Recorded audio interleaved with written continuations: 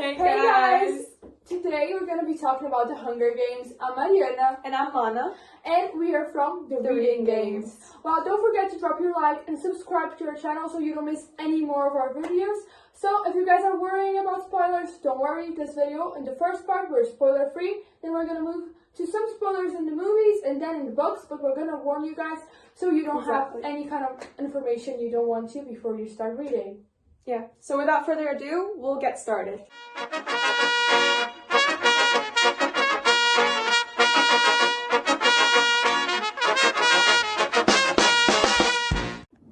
So now for some background information.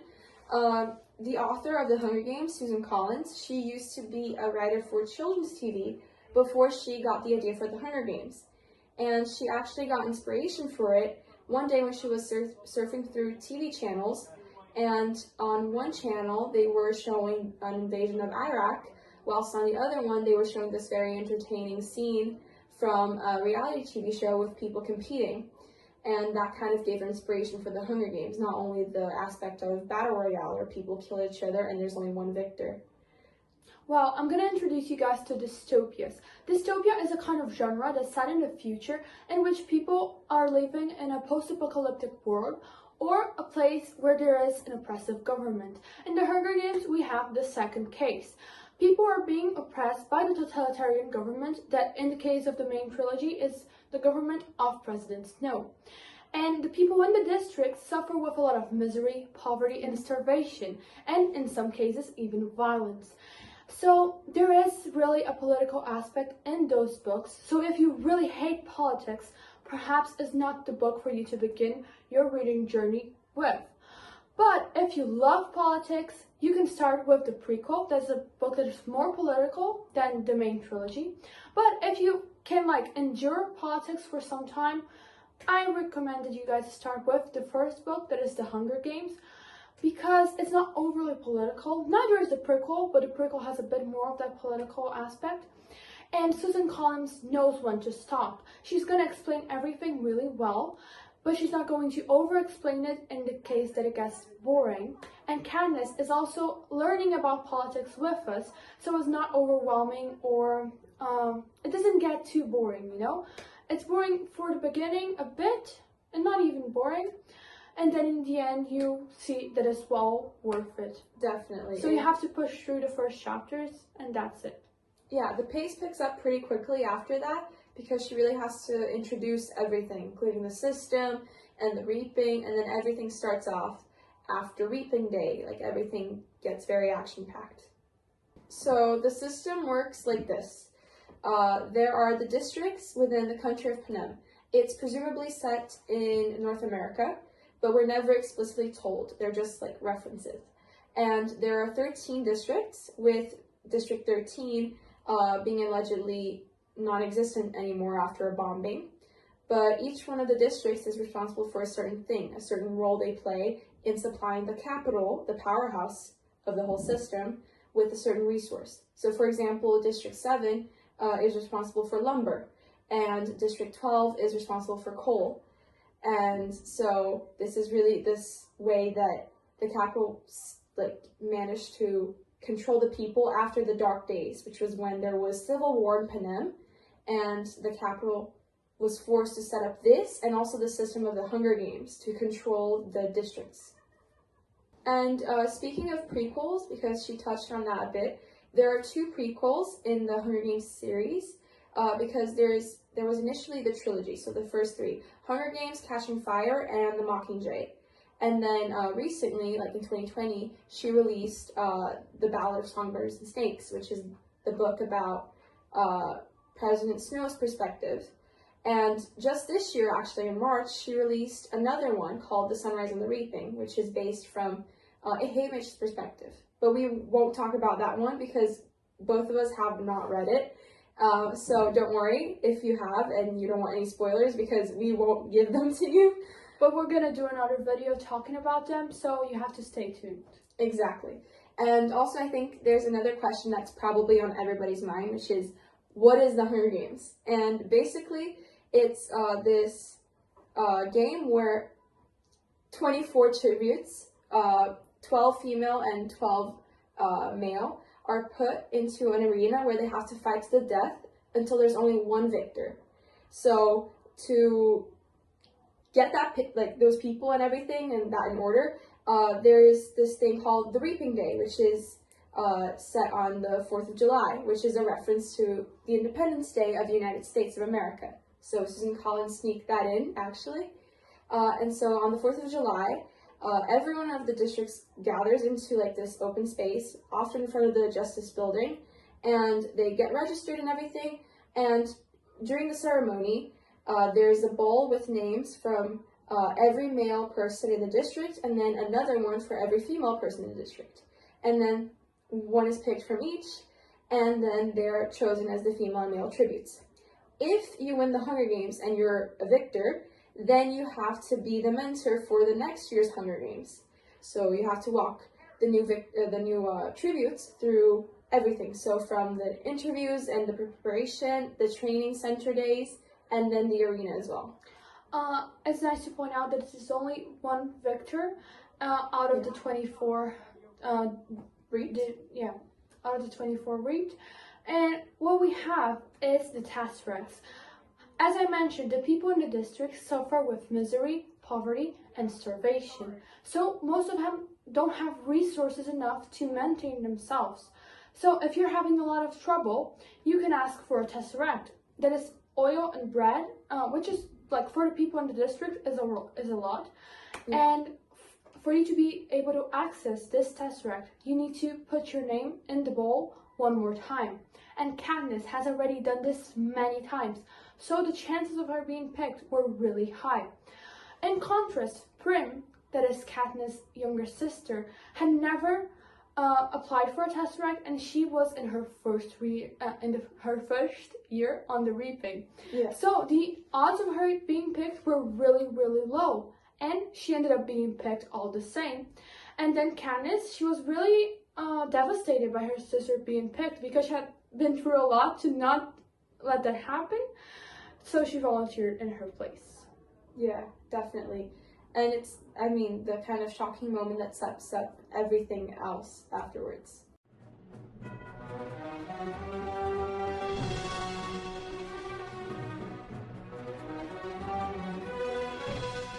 We're back for the spoilers of the movie. We're gonna do a comparison between movie and book. And we think it's like a very good adaptation. We think that the directors nailed it. Especially comparing with the adaptations we have in the market. The Hunger Games was one of the best ones. And we think it was really good because of three main points: acting, outfits, and setting, like visual effects. Yeah, visual effects and setting. They really did a very good job. While talking about the outfits, we think that they were really accurate with the book. The outfits they wear in the games are really similar to what you imagine when you're reading. They were really loyal to the description that they had in the books. We also think that the dress that Katniss wears is as iconic as is described in the book. Definitely. Like when you see the dress catching on fire, you're really surprised and you really remember the book scene, so they really nailed that part. Especially when it's the second movie and she has the Mockingjay wings. It's really, really good. Yeah, they really did a great job there. The visual effects that they used during the games, so like explosions, bombings, any kind of thing. Yeah, any kind of... Even running, I think, sometimes when they first start the games, the first games, and Katniss like looking around and everything. It's really good. All the visual effects were perfect and really loyal to the book. The capital, the districts, they were really as planned as I could have ever imagined. They really did a great job with setting. The actors are also really good at representing their characters. Jennifer Lawrence did an amazing job playing Katniss. She could really like catch her essence and put it into her acting, which is something that's very hard to make. And even harder because a lot of the Hunger Games that we see in the books is in Katniss's head. So she could really mimic her expressions really well and give us the feelings that Katniss was like trying to express. Yeah, and it's very tricky because if you've read the books, you know that Katniss can be an unreliable narrator. So her expressions vary, and so to like capture that through acting, Jennifer Lawrence did a very good job. And so did Josh Hutcherson as Pete, I think. We do have some issues with Peeta's portrayal in the movie, but from the actor's side, he did really well. And I think also showed us how Peeta was like. We also have a bit of a problem with the background information that happens in the films because they really fail to talk about the neglect that Katniss suffered from her mother. Because we know in the movies that Katniss doesn't have a good relationship with her mother, but we cannot understand why that happens because they don't show us. During the film, we don't see what is happening in their home before the games. We don't know what happens when Katniss' father died, who has to take on the responsibility. And in the books, we really see that Katniss was overwhelmed with the amount of things she had to take care of. She had to take care of Prim, she had to take care of her mom, and she needed to put her name time and time again in the bowl because she needed to get the Tesseracts. Her mom was in like a depressive state and she couldn't do anything, so Katniss, with 12 years old, had to take care of the whole household. And that's a huge responsibility for a kid that age. She even said that she considered selling her own body to the peacekeepers to get some bread. And it's really something that the movie does not emphasize: the suffering, the hurt, everything that Katniss had to be going through before going to the games. It's not emphasized enough. The amount of violence and starvation and the situation that she went through in the districts. And they also failed to talk about the importance that Peeta had in that time for her. They do the bread scene, but it was a bit, in my opinion, it was a bit rushed and it was a bit random. And in the scene of the bread, she's already basically 16. She was younger. Yeah, definitely. And it's exactly what she said. Katniss was probably at the worst point of her life at that age, where she was starving for days at a time, literally having to hunt in the middle of winter for her family. And then Peeta showed up and threw part of the bread to be able to give to her instead of, the pigs. He even got a beating for it. So he risked part of his time and also, got a beating for it to help her. And she, survived the winter. She literally says in the books that she doesn't think she would have if she hadn't had the bread from him. Yeah, another thing that we miss in the movies, we know it's hard to do, and we understand that they really had a struggle with that, but Katniss's thoughts. The thing is, when we're reading the book, it's really, it's one of the main things for you to understand what Katniss is feeling and what she's thinking about, because she's not good with words. So what she says and what she thinks is really different. And we understand that in the movies it's difficult to translate the character's thoughts, if not with words, and you cannot make Katniss a really expressive character, otherwise you're gonna be going out of character. But they could read a diary or something like that so we could understand what she was thinking. Haymitch could have been a really important piece of us understanding Katniss's thoughts, and we think they really missed with that.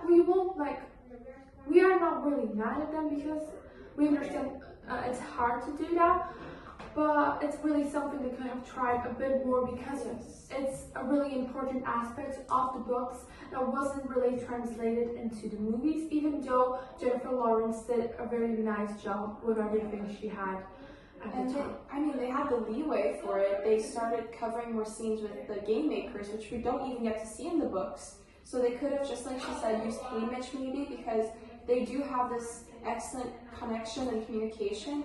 Even in the games where she knows what he's thinking, she guesses that she's near water because he isn't giving her water, or with Peeta and acting in love with him because she would receive food when she did well and not. But I think so he could have maybe gotten some scenes, because I think all of us fans love Haymitch, so it would have maybe even helped with the movie's ratings. But also because he knew her very well, he could maybe phrase this outside, maybe whilst they're in the games, he could have had a scene or something. Some kind of thing like that would have probably helped. Okay guys, so now we're gonna do the book review. So if you haven't read the books, we know we gave some tiny little bit spoilers in this part and we're sorry for it, but now we're gonna really dive into the books. So if you haven't read them, we really recommend that you skip this part and then you come back after you've read the trilogy. So bye for now. Yeah.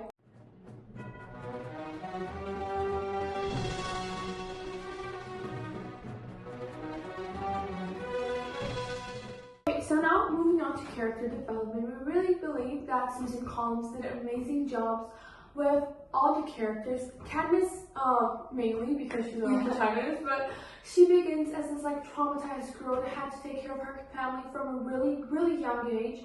She lost her father, she practically lost her mother as well, and she had to volunteer to go to the games. And then she really grows as a person. She starts her journey like in the games for survival, and then she begins to become this iconic symbol of resistance. And the main thing for me is that she didn't even intend to do that. It's just that her personality, her whole self, ends up evolving into that, and it's like what she was meant to be. And she really is that person that inspires because she's so truthful, unlike the Capitol. She doesn't try to deceive anybody, she's just being herself and representing the will of the people. Katniss is really an amazing protagonist because you can relate to her in most of the ways. And she really does everything for the people she loves. Yeah, she uses that kind of like protector instinct also to fuel her rebellion like acts. Like she's always standing up for people, and I mean it starts off with Rue, of course, because she's like very small, and she even mentions in the books that she gets very reminded of Prim when she looks at Rue. But it's also whenever she's in, like on the victory tour where she makes a speech, or even in the last few books where she's in I think District 8 and there's like a bombing and she's speaking to the camera, and she's using her words finally with like a lot of power, because we know that she's not very much of a words person, but she always gets fuel to like do things that she's scared of, that she's terrified of, especially after all the trauma.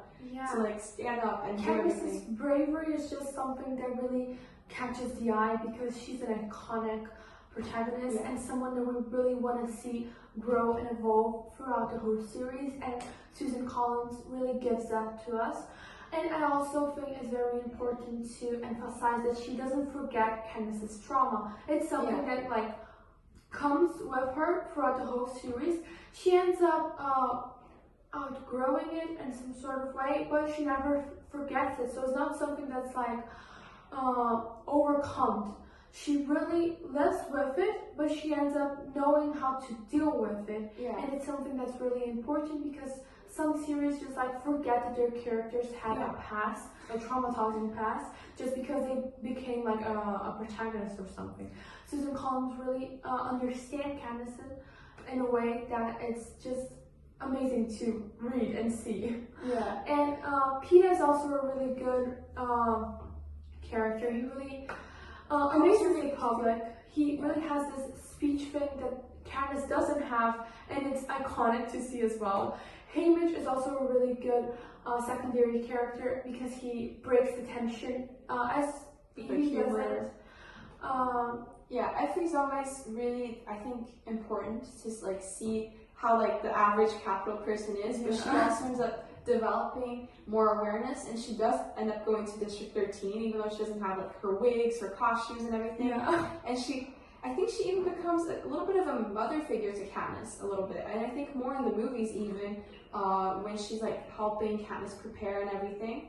So I think that's really good. But one thing that we both like were very happy for, I think, is how as Peeta also developed, he was always just making sure that even though he was like tortured and everything, he was also like growing and always made Katniss feel safe.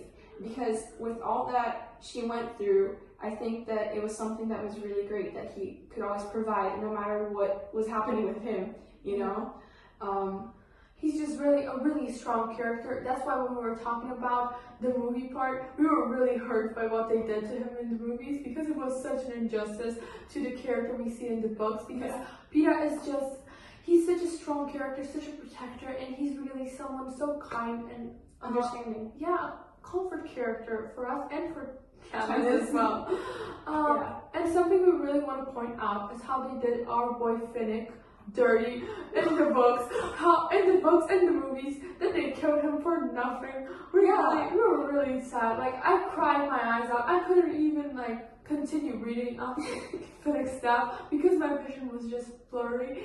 And we really think they did our boy dirty. They didn't need to kill him. After finding out that he was gonna have a kid and he was already married now with Annie. And I think even Susan Collins admitted that she regrets including it, that she was unsure about it but ended up including it anyway. Yeah, I regret that she included it as well. We think that Finnick, he could have gotten the future that he deserved. Yeah. He could have been that's part of hope, because even though Katniss and Peeta, they survive the games, they go and they are together, we can still see that they're very they still have that hurt within them. Yeah. I think Finnick could have been not the exception, but he could be that really, really bright spark of hope that turned out really well. Because he's also more of a light person, personality-wise. We always see him be very careful with how he portrays himself for the Capitol, yes, but we also see him take things more lightly, probably because he had to go through some terrible things. But he does have the humor aspect that Haymitch has, and also more of the friendliness as well. He becomes very much of a confidant to Katniss in the later books. So, yeah. Yeah, the epilogue is also something that we think was better than in the books, than in the movies. Yeah. Because in the movies, you just throw the Katniss has some kids and that's it. She has a family. That's so nice.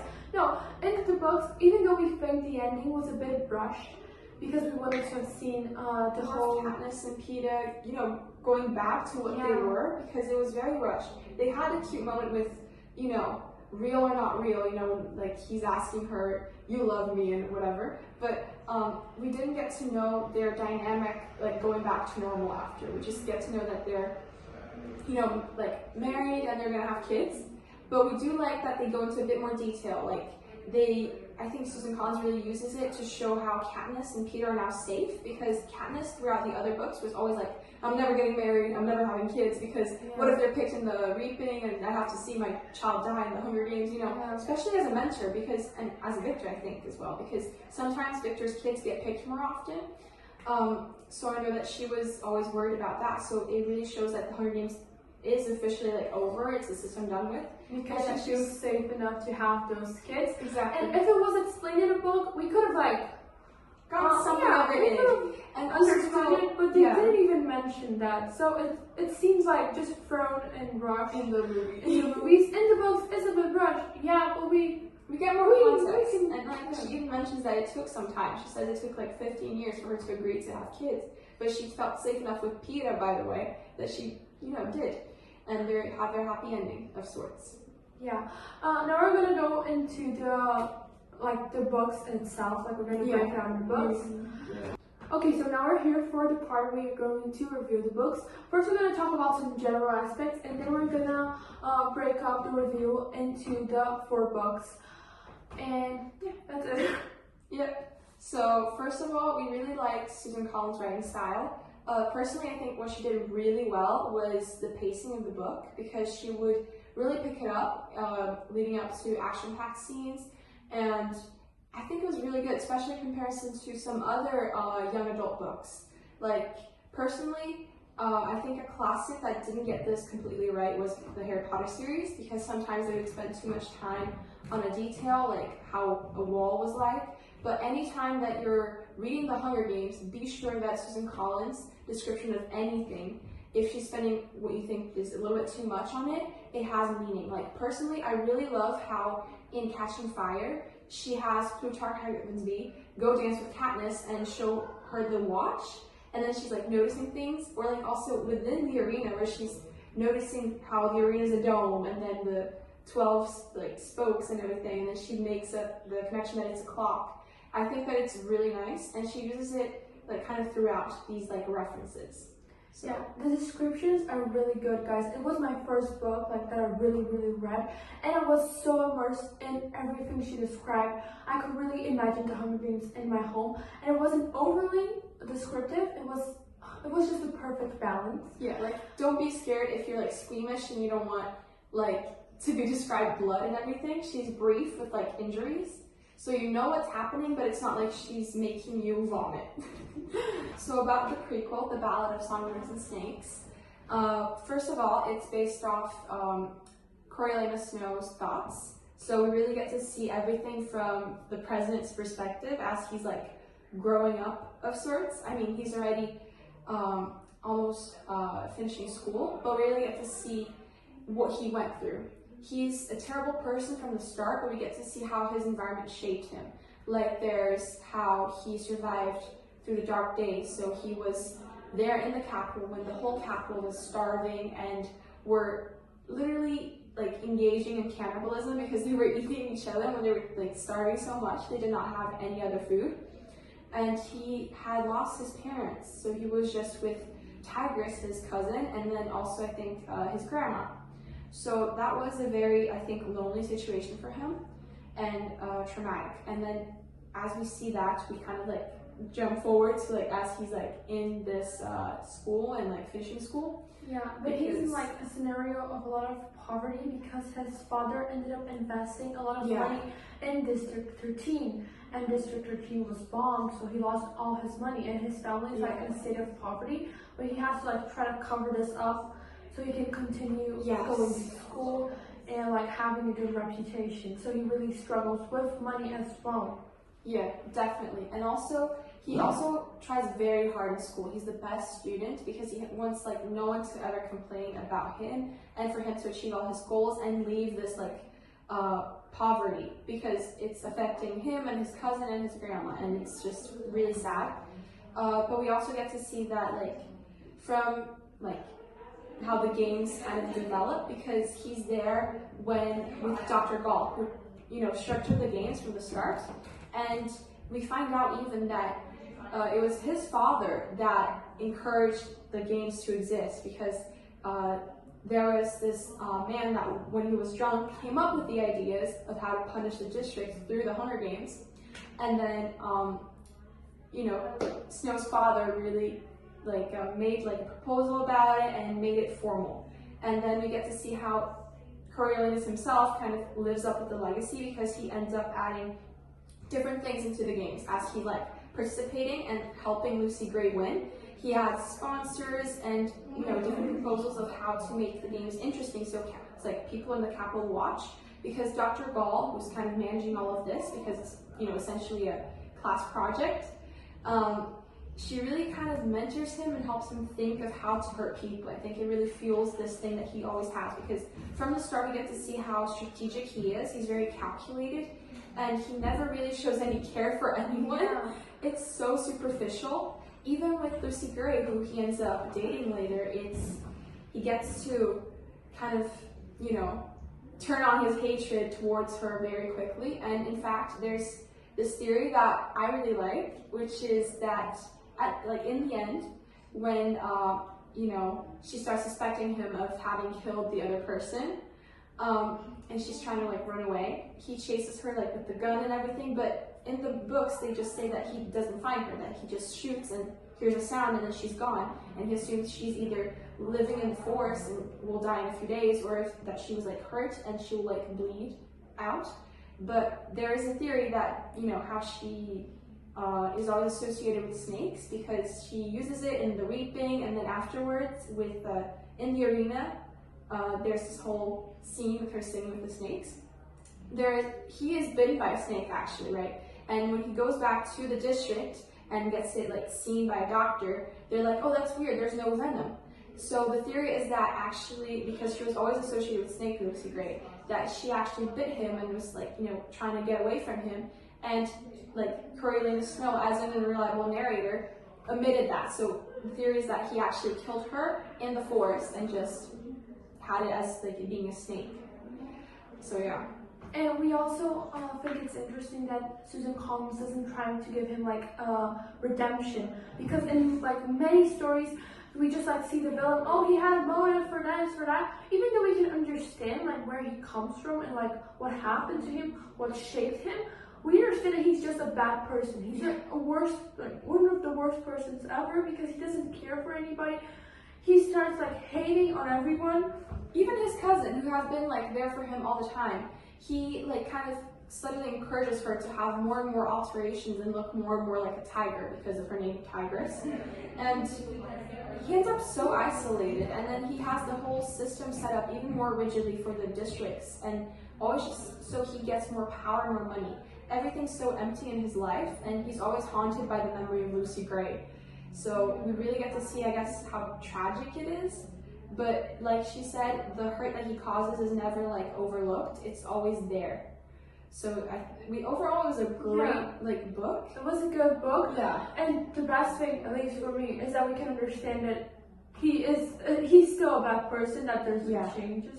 Because sometimes you just get really upset like with the authors because they just like try to give a motive for everything. Sometimes people are just bad, and I like that this was Susan Collins did with President Snow, because it would be really difficult to try to like redeem him after everything he's done.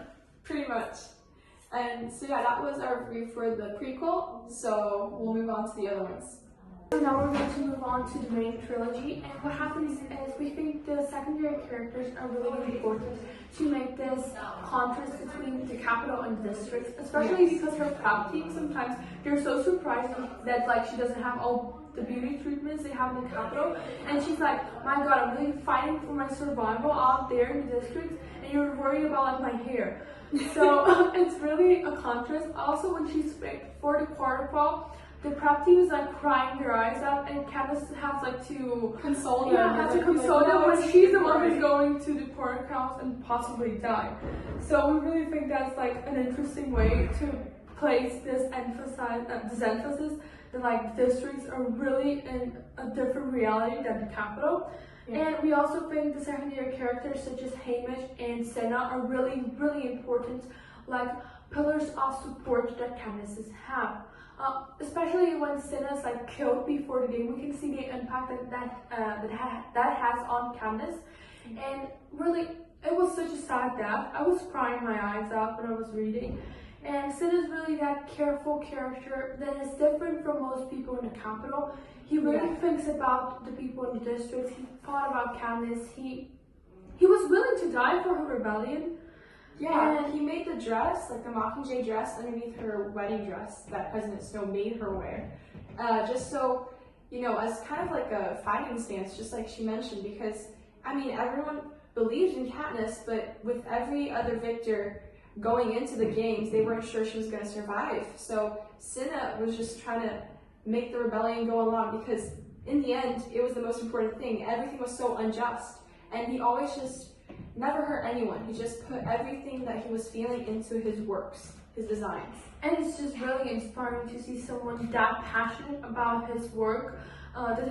He was willing to die for it. So it's really amazing to see someone that passionate about something. Hamish is also a really incredible character overall. We can see like that he ends up growing to understand that like Katniss and Peeta were different than the other tributes from that he had from District 12, and can also understand how hurt he must have been throughout the whole mentor part of the game, because he was the mentor for a lot of tributes who just died, and he was really hurt by that. He had to drink, and his whole family died. Yeah. So he's really someone who was a victim of the capital. More than other people. Definitely. And the way he helps Katniss, he just like give her hints of what's happening in the games. Just as Lana said before, he like didn't give her water sometimes because she was near a water source, and he needed to like save the sponsors for other things she might need. How he was also like nearby. He always tried to help at every time he could.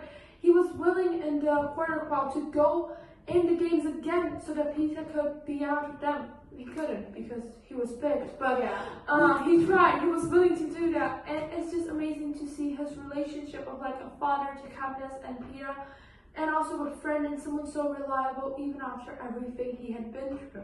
Like Hamish is this special character that we can like connect to and relate to in every single way.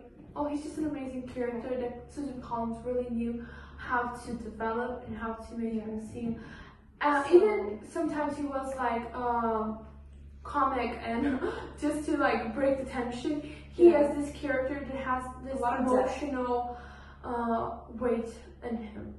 Yeah, and then I think that because of this, it was really great that Susan Collins made the other prequel about him.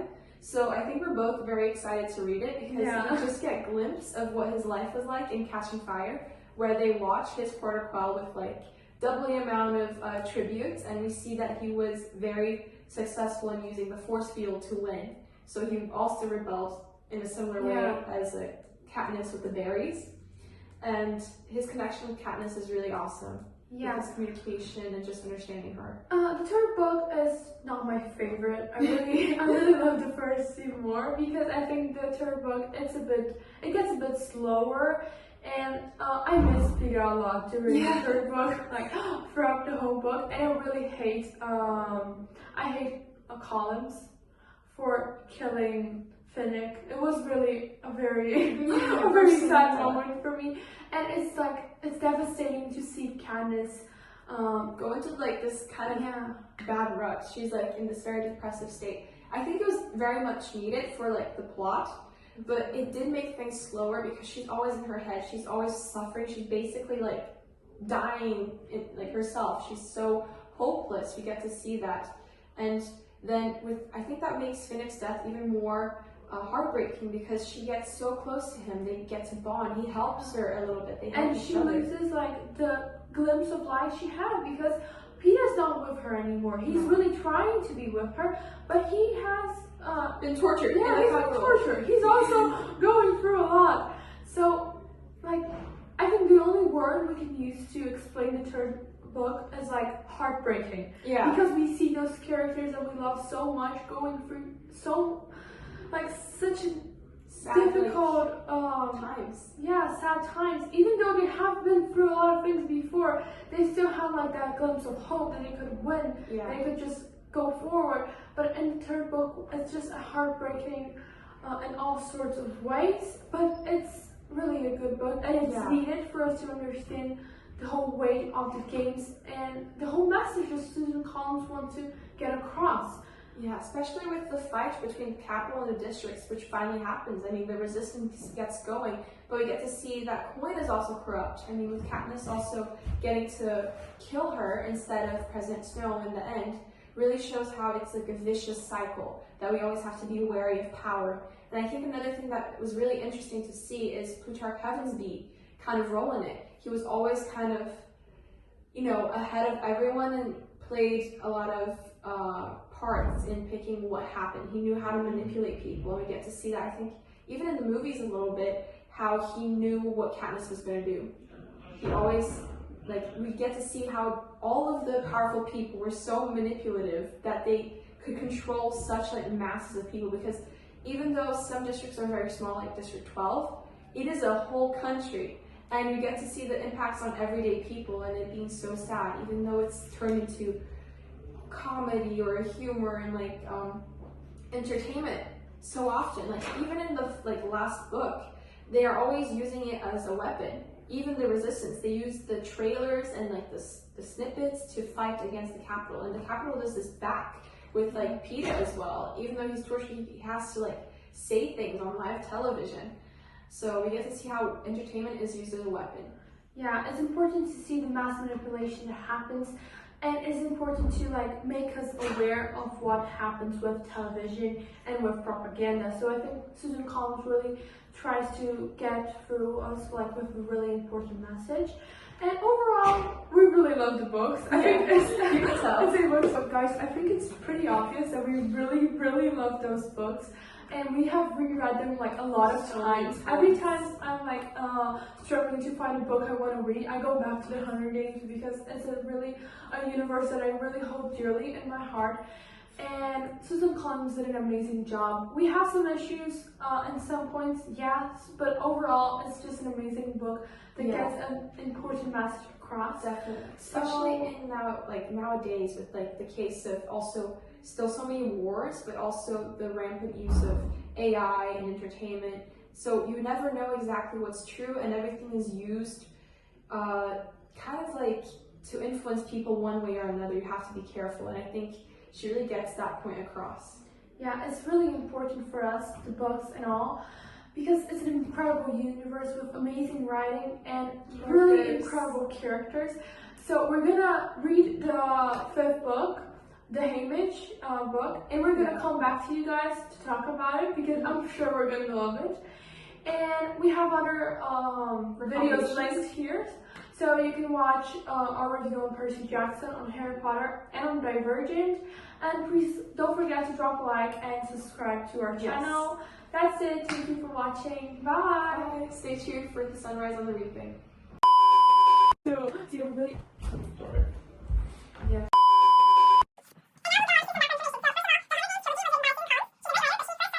Writing some children's shows. Like